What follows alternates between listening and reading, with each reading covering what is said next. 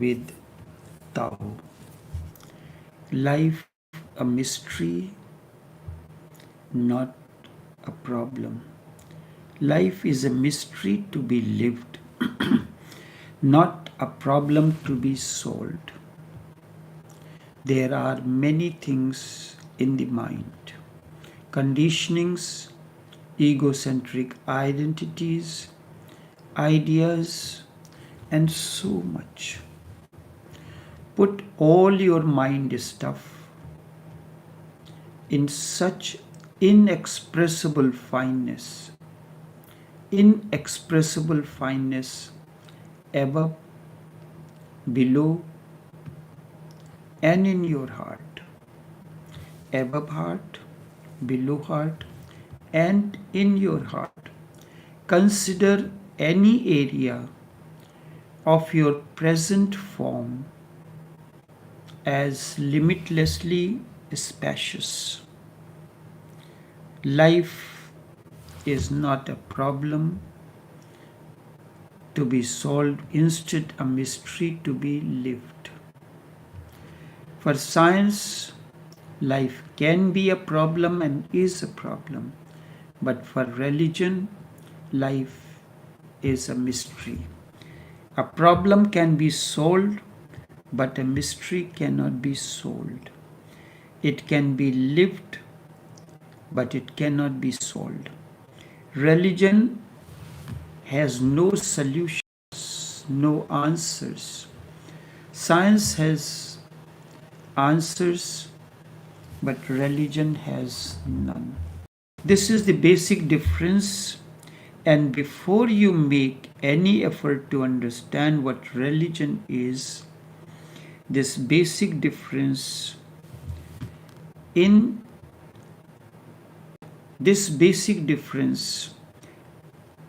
the very approach of the religious mind and a scientific mind has to be deeply understood.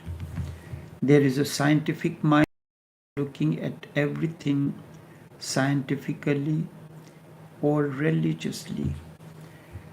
Science has solutions, and it considers in the first place life as a problem. But religion considers it as a mystery. So you have to understand this basic approach of the science and the mind and the religion first before you enter into the realm of life. When I say science looks at life as a problem, as something which can be solved, the whole approach becomes intellectual. Then mind is involved. Mind and you are separate, but as such as you are, you consider you to be the mind, because you are guided by the conditionings, egocentric identities, and all such stuff. This you have to resolve first. Science looks at life as a problem, as something that can be solved, and when you think that it can be solved, the approach becomes intellectual. Mind is involved. The mind and you are different. You means consciousness. Mind means the stuff that comes from outside. You are out of it. Mind manipulates. Mind tackles everything. Mind penetrates and analyzes. The mind argues, doubts, experiments, but you are totally out of it, because when mind is operating, conditionings, thoughts, and ideas, then you are not guided by consciousness. Hence, this is very puzzling phenomenon. A scientist may be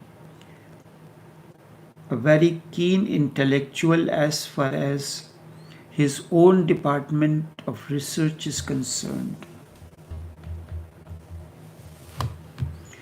But in ordinary life, he is just like an ordinary human being as anyone else. There is nothing special, just ordinary, and even to some extent below ordinary. In his own branch of knowledge, he may be genius, but in life, he is just ordinary. This is what you need to understand. You spend 25 to 27 years of your precious life in the educational process, in schools and university campuses. You learn this and that. You gain proficiency, you gain honors, you graduate, you gain degrees, PhD, DLit, and so on and so forth. You do specialization. But when you come out of the university, at the university graduation ceremony or convocation, you are handed the certificates, the honors, and you are told that you are ready now to plunder into life. But when you come out of the university campuses after spending 25 to 27 years of your precious life, do you have answers to the simple questions that life asks on a day-to-day basis? This you have to answer yourself. That's why science fails. You may be specialized in your field, but you are just like an ordinary person in your day-to-day life. You may be specialized, you may know the distance between the earth and the moon, you know all scientific information, but life does not move that way.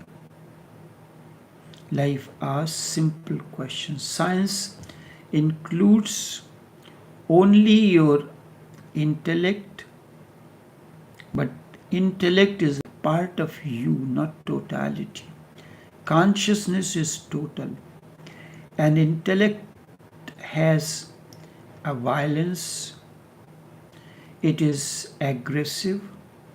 You want to put your point, and for that you have to be aggressive to put your point. That's what you see when television debates. You see different the spokesmen of the political parties are trying to present their own point of view. They have to be aggressive. They have to be very aggressive in presenting their point. And that brings no solution. It becomes like a fish market where everyone is speaking and nobody is willing to listen. This is the situation when you face on a day-to-day basis at homes. The argument erupts. Nobody is willing to listen to the other. The etiquettes, the social etiquettes are lost. Everyone is talking and nobody is listening. It has become like a fish market, and then the market closes off in disgust. It is aggressive. That is why this is the approach of the science. This is the approach of the cultured mind. You look at it, the argument erupts, but never a solution. Things always end up in more chaos. That is why very few women can be scientists, because naturally aggression is not their way of life. Intellect is male oriented, and intellect, aggression, violence, that is male oriented. Female mind or feminine mind is more religious. I am talking about not the man and woman as you know, but the feminine mind and the masculine mind. The life goes when there is, you choose a middle path, as Buddha calls it, but being in the middle is like walking on a tight rope.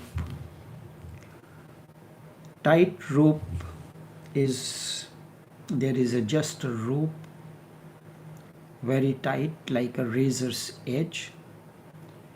In order to remain in the balance, you have to move to the left and to the right. That you would have seen sometimes gymnastics, they perform this kind of act. So a religious person is like a gymnast who knows the art of being in the middle. For that, he has to lean to this side or that side. And that inner balance makes you a religious person. Inner balance between your feminine energies and masculine energies. The aggregate of this, when a particular the side becomes more dominant, then that becomes your attitude. So there are men who are feminine. Buddha is of a feminine mind. There are women who are of a masculine mind. So this is the religious understanding.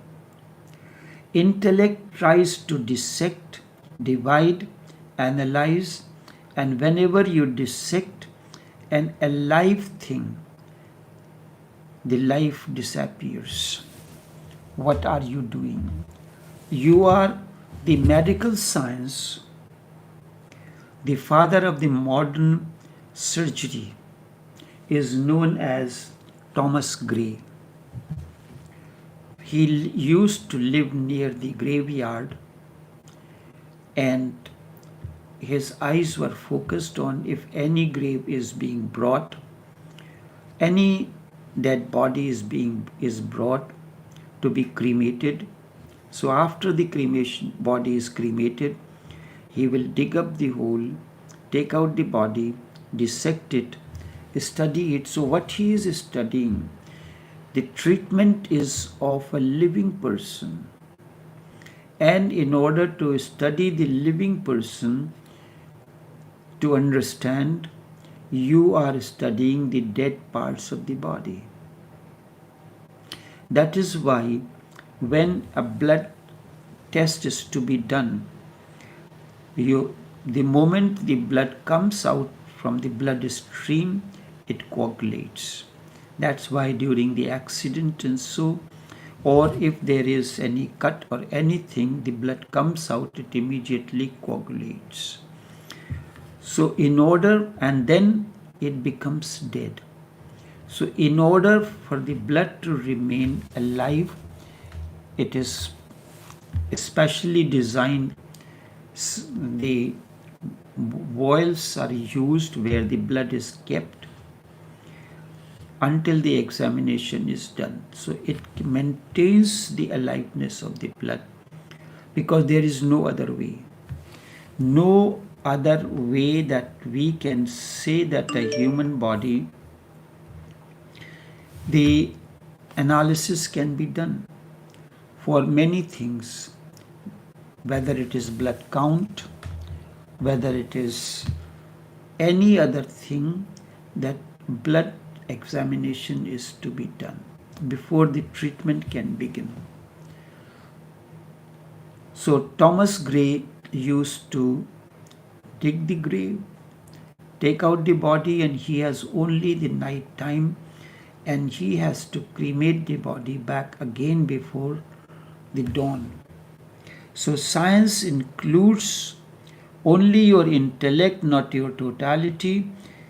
Intellect is violence, it is aggressive, that's why it never touches the life. Really, whatsoever it touches becomes dead. When science says that there is no soul, there is no God, and no God is meaningful, not because there is no soul or no God, but because it shows that the very approach of the scientific mind is such that it cannot touch the reality of life. Whatever you have gained in knowledge in the university campus cannot touch the reality that life is. Wherever science touches, death happens. In the very method, in the very way, in the very approach of dividing, analyzing, dissection, life is bracketed out. Life is not there. You take a flower, flower is alive, its fragrance is luster, its beauty is alive. Now you take it to the lab and you dissect the petals in order to find the pink color of the rose. But the pinkness of the rose cannot be developed in the laboratory. The fragrance can be. After dissecting, you cannot put the plant, the flower back again, and it will not be there. With the human body is slightly different. So it is like you take a knife and you take a piece of vegetable, you cut it into pieces, but you cannot join them together. This is a scientific approach for certain, like in order to live, you have to follow the process of dissection. You have to cut the vegetables, clean it, dress it in order for consumption. So that is a separate matter. But religion is a totally different matter. The science never touches the life. Really, whatsoever it touches becomes dead. When science says that there is no soul and or there is no God, or God is meaningless, intellect is aggressive, so ultimate outcome through the intellect can also be aggressive, not life, not alive, instead dead. It is partial, not total. Parts are dead. When you remove the petals of the rose in order to know the color of the rose, then these are parts and they are not alive. Life is organic unity. You can know life only through synthesis, not through analysis. The greater the synthesis, the higher form of life evolves. The greater the synthesis, the higher form of life that evolves. God is the ultimate synthesis. It is totality, aggregateness of everything. Total.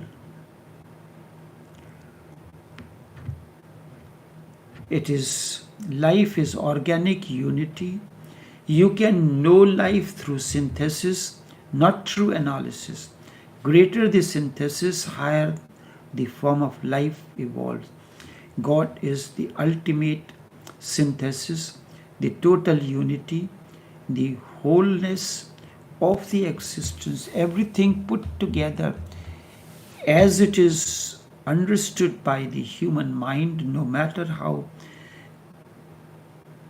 mature it might be, but it lacks the maturity. And science says the human mind does not grow beyond the age of 5.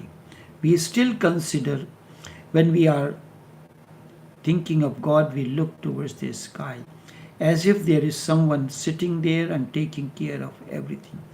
God means the aggregate of everything, the plants, the rivers, the mountains, the suns, the rivers, everything put together. It is the totality. That's why it is said we are not aliens nor as strangers join. We are bound to each other by a causeless force. If that totality was not the way of life, then how can the full moon or new moon affect the water of the ocean? There are high tides during the full moon and low tides during the new moon. As the sun moves on its orbit, there are changes of the seasons.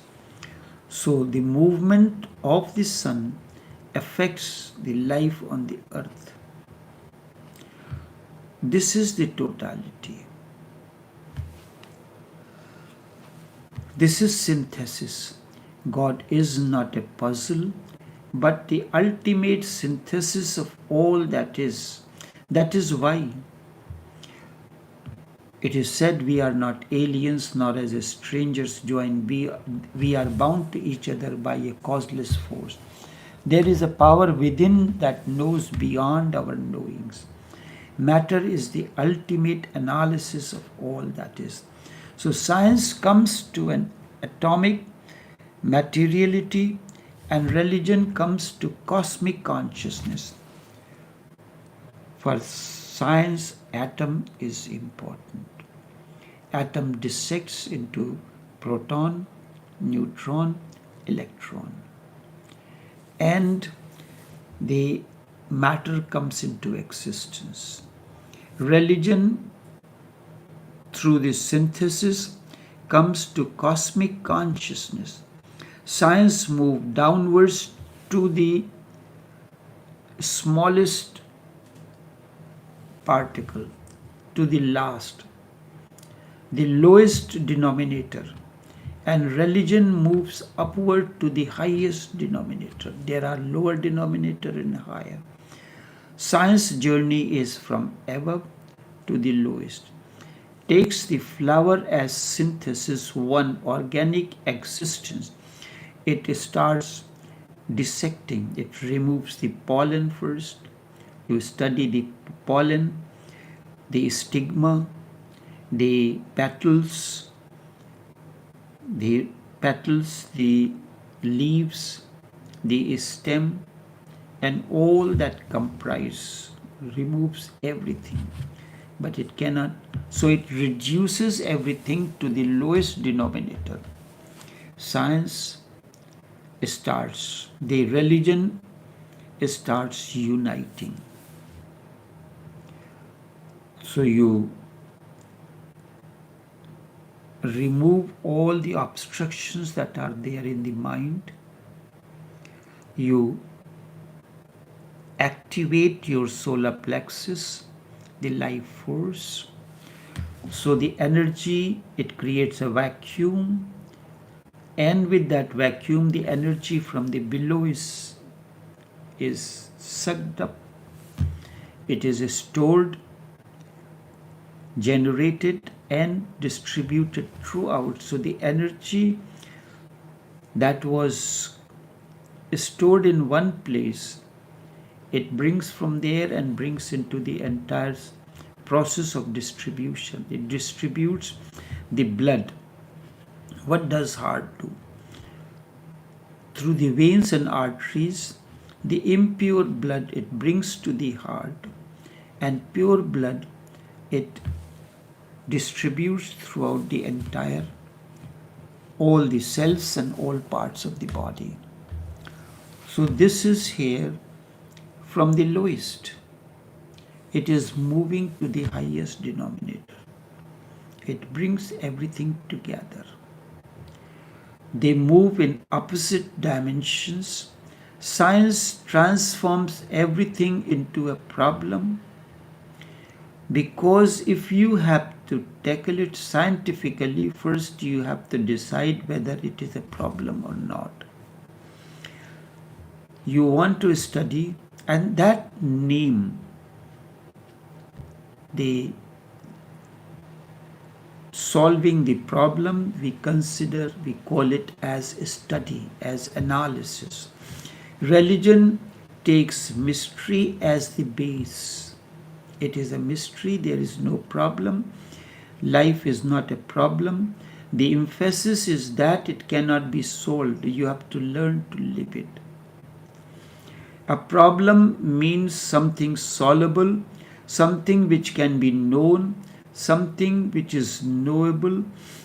It may not be known right now, but it is not unknowable. At the most, it may remain unknown, but it is not unknowable.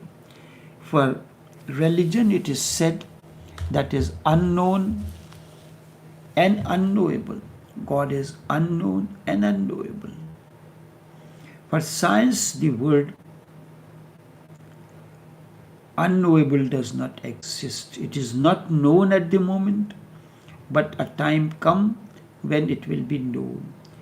It may not be known right now, but it is not unknowable. At the most, it may be known. It may remain unknown for a longer period of time, but that unknownness will disappear, and it will be transformed into a known thing. Science converts everything into the known. But the religion's focus is on it is unknown, it remains unknowable, and you have to accept it and then learn to live with it. We can live mysteries. We can become one with them. We can lose ourselves in them. We can have a totally different existence. With that, the quality changes, but nothing is solved. When your life transforms, it means it is becoming everything samam vanam. Synthesis is not that it has been solved. The understanding has come that nothing has remained as a problem for you. But the religious mind says that nothing is a problem, but for you, your mother is a problem, father is a problem, the husband is a problem, wife is a problem, children are a problem, because you do not accept them as it is. The moment you accept them as it is, you know how to deal with this person. You have accepted the summer, the winter, the rainy season, because you cannot change them. You have to learn to live with it. So you make adjustments, how to manage yourself in winter, how to manage yourself in spring, summer, and rainy season. So that is easy. You know there are limitations. William Shakespeare's statement is very important. None so vile upon this earth that live. Everyone has something good to give. And for you, everyone has something bad to give it to you. You do not look at the totality of the person. Every individual is an aggregate of something good and something not good. Something you can utilize for your purpose, something you cannot. But the moment you understand the limitations of a person, then you have no problem. You can live with any person. And you remember, none so vile upon this earth that lives. Everyone has something good to give. This is known as self-actualization in sociology and psychology. You must self-actualize yourself. What are your good points and what are your not good points? What you should focus on. So if you start focusing on your good points, good qualities, then it will happen.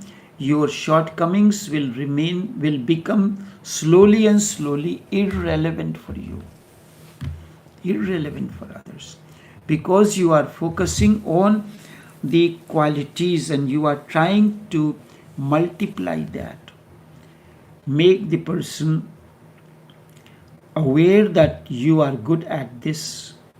You focus your energies on this. Focus your energies on this. Not everyone can be total. That's why God is one. But everyone can be godly, manifesting the self-actualize oneself, focusing on the points which can be the strong points which can help everyone, and that's how the life must go on.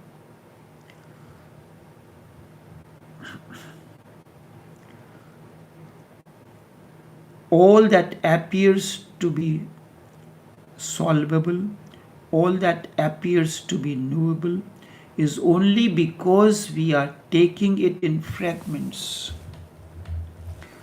If we look at the whole, nothing is knowable. We just go on pushing the mysteries backward.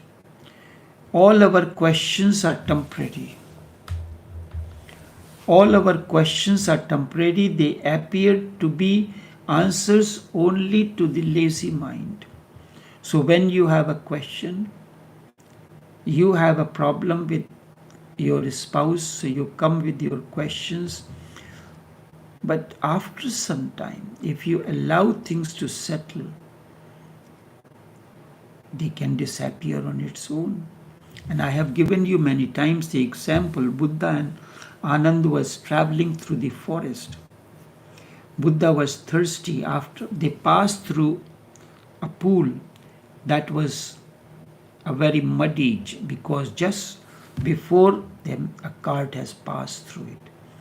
The water from the below, the leaves and everything got churned and water became muddy. It needs time to settle. Once you give a time, it settles on its own without any interference. You would have observed in relationships, if there is a problem, it is temporary. It can solve on its own. That's why we say time heals. So, although there may be certain other things which we need to add to this, in the meantime, you are working on yourself also, and you have given the time, so things begin to settle for some time. We just go on pushing the mysteries backward. All our questions are temporary. They appear to be answers only to the lazy minds. If you have a penetrating mind, you will come again and again upon the same mystery. The same person behaves in the same way. That is the mystery of the person. Then ultimately you realize, this is how this person is. I cannot solve, I cannot change him, so I better learn to live with this person as it is. So again you will stumble upon the same mystery, only it has been pushed back or set aside, step back for some times. Just behind the answer, the question is hidden. You have simply created a facet of an answer, just a curtain over the mystery. This is what all answers are. This is what all solutions are. But the person remains the same unless the process of transformation begins. So, what is important? The process of transformation has to begin in each individual. Unless this process begins, you have to accept the person as it is, the problem as it is, and you have to learn to live that with that person as a mystery. Through your approach, through your understanding, the things can begin to change in you first, then in others as well. That's a different matter. Enough for now.